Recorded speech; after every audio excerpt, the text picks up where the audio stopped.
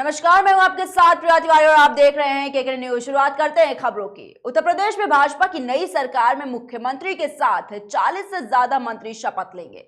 प्रधानमंत्री नरेंद्र मोदी, गृह मंत्री अमित शाह, भाजपा अध्यक्ष जेपी नड्डा सहित केंद्र सरकार के मंत्रियों और भाजपा के वरिष्ठ पदाधिकारियों की मौजूदगी में 21 या 22 मार्च को शपथ ग्रहण समारोह की बात सामने आ रही है। भाजपा ने लोकसभा चुनाव 2024 को देखते हुए मंत्रिमंडल में जातीय और क्षेत्रीय संतुलन के लिए करीब 2 दर्जन से अधिक मौजूदा मंत्रियों के साथ नए चेहरों को भी शामिल करने की रणनीति बनाई है।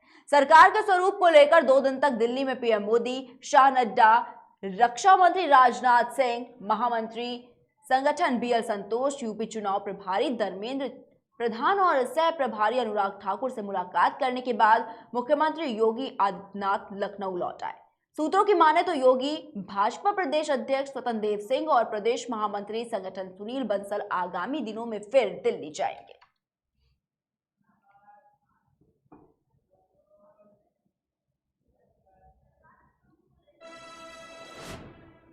रुक करते अगली खबर की ओर। उत्तर प्रदेश में विधान परिषद की 36 सीटों के लिए स्थानीय प्राधिकारी निर्वाचन क्षेत्रों के निर्वाचन की प्रक्रिया मंगलवार को फिर से शुरू होगी।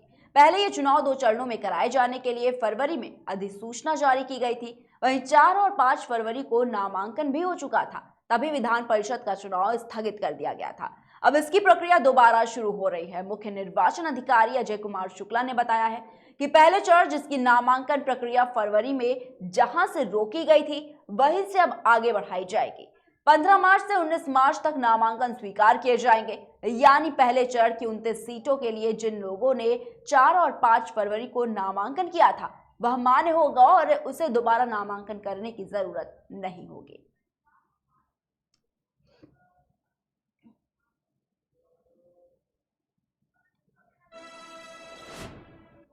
वहीं छत्तीसगढ़ विधानसभा में राज्य के मुख्य विपक्षी दल भारतीय जनता पार्टी ने यह आरोप लगाया है कि सत्ताधारी दल कांग्रेस नहीं चाहती कि राज्य के लोग द कश्मीर फाइल्स देखें। विधानसभा में सोमवार को भाजपा के वरिष्ठ विधायक और पूर्व मंत्री बृजमोहन अग्रवाल ने शून्यकाल में इस मुद्दे को उठाया और कहा कि राज्य सरकार सिनेमाघर मालिकों को यह सुनिश्चित करने के लिए कह रही है कि लोग बड़ी संख्या में फिल्म ना देख सके। उन्होंने कहा कि फिल्म में कश्मीरी पंडितों के दर्द और सच्चाई को दिखाया गया है।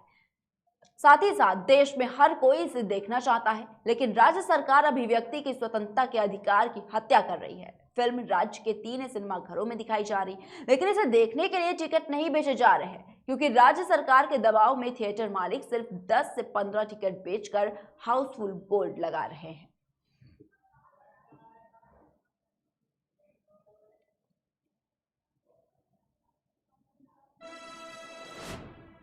वहीं सिराथू विधानसभा चुनाव में हार के बाद निवर्तमान डिप्टी सीएम केशव प्रसाद मौर्य के भविष्य को लेकर अटकलों का दौर शुरू हो गया है।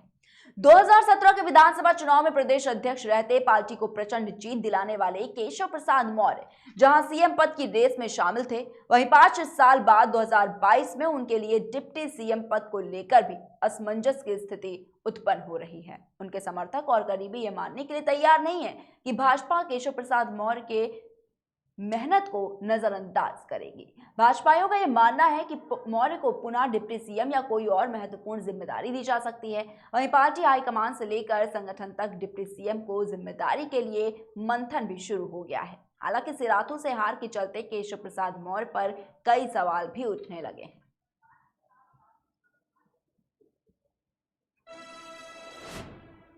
रुक करते अगली खबर की ओर। कांग्रेस में एक बार फिर आरोप प्रत्यारोप का दौर शुरू हो गया है। पहले जहां प्रीतम सिंह और हरीश रावत के बीच आरोप प्रत्यारोप चल रहे थे, तो वहीं अब रंजीत रावत भी इस आरोप प्रत्यारोप के दौर में बीच में कूद पड़े हैं। देहरादून में संवाददाताओं से बात करते हुए रंजीत रावत ने साफ तौर पर कहा है कि हरीश रावत ने पैसे लेकर टिकट बांटे हैं। कुछ लोगों के पैसे हरीश रावत के मैनेजर ने उन्हें वापस कर दिए, लेकिन कुछ अभी भी पैसे मांगते हुए नजर आ रहे हैं। वहीं रंजीत रावत ने सीधे तौर पर हरीश रावत पर निशाना साधते हुए कहा कि नए नेताओं को हरीश रावत ऐसे अफीम चटा देते हैं। रंजीत रावत ने कहा कि हरीश रावत के सम्मोहन से निकलने में मुझे 36 साल लग गए और हरीश रावत कांग्रेस की हार के सबसे बड़े जिम्मेदार हैं।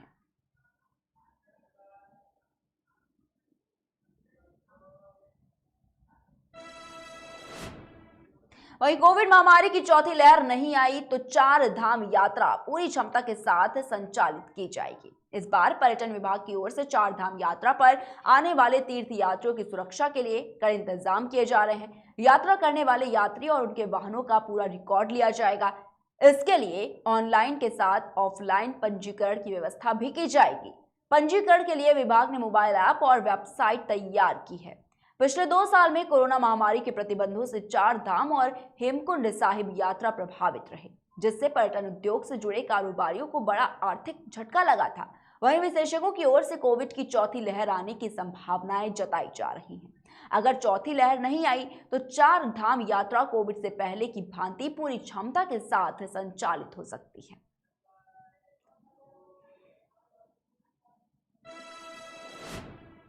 वहीं कर्नाटक हाई कोर्ट ने शैक्षणिक संस्थानों में हिजाब पर बैन को चुनौती देने वाली याचिकाओं को खारिज कर दिया है। कोर्ट ने याचिकाओं को खारिज करते हुए कहा कि हिजाब धर्म का अनिवार्य हिस्सा नहीं है। कोर्ट ने कर्नाटक सरकार के आदेश को संवैधानिक बताया है। आपको बता दें कि उडुपी के एक प्री यूनिवर्सिटी कॉलेज की छात्राओं के एक समूह ने हिजाब पहनकर क्लास करने की मांग की थी। इसके बाद कुछ हिंदू स्टूडेंट्स भगवा गमछा पहनकर कॉलेज पहुंच गए। धीरे धीरे ये मामला कर्नाटक के कई जिलों में फैल गया, जबकि राज्य सरकार ड्रेस से जुड़े नियमों पर अड़ी रही। वहीं राज्य सरकार ने संवेदनशील इलाकों में स्कूल कॉलेज बंद रखने का फैसला किया। बेंगलुरु में 21 मार्च तक धारा 144 लागू कर दी गई है, जिसके तहत स्कूल और कॉलेजेस बंद रहेंगे।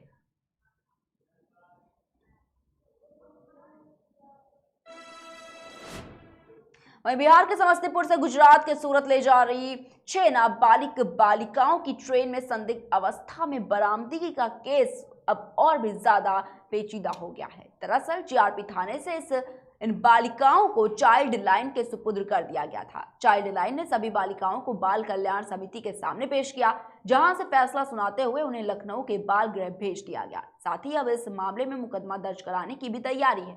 जो 2 संदिग्ध व्यक्ति इन 6 लड़कियों को लेकर सूरत जा रहे थे, उनके खिलाफ भी कार्रवाई के लिए सीडब्ल्यूसी ने जीआरपी को लिखा है। सीडब्ल्यूसी इस पूरे मामले को चाइल्ड ट्रैफिकिंग जैसे ही मानकर जांच कर रही है।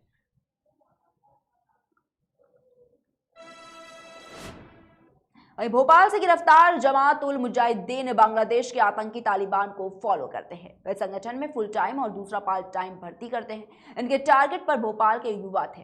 गिरफ्तार 4 आतंकियों में से एक जीएमबी के स्टूडेंट्स ब्रांच इस्लामी छात्र शिविर से भी जुड़ा है। वहीं पूछताछ में पता चला है कि भोपाल में उन्हें ज्यादा रिस्पॉन्स नहीं मिल रहा था। वे यहाँ के युवाओं का ब्रेन वॉश करने में नाकाम रहे। एक आतंकी उत्तर प्रदेश के सहारनपुर और 3 बांग्लादेश के रहने वाले हैं। चारों ने यूपी के सहारनपुर से फर्जी डॉक्यूमेंट्स बनवाए थे।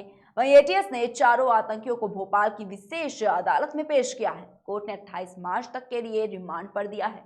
बताना चाहेंगे आपको कि एटीएस जल्द ही आतंकियों को सहारनपुर ले जाएगी। इनके दस्तावेज बनाने वालों पर भी कार्रवाई की जाएगी।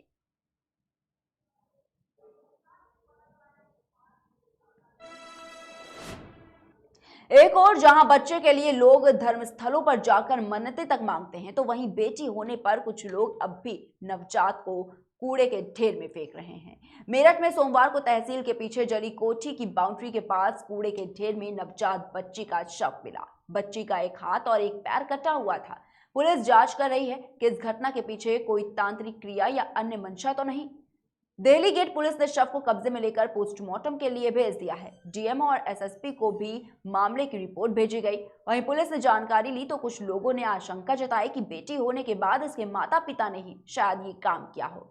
बच्ची के हाथ और पैर कटे हुए देखकर यहां मौजूद कुछ लोगों ने तंत्र मंत्र का भी शक जाहिर किया है।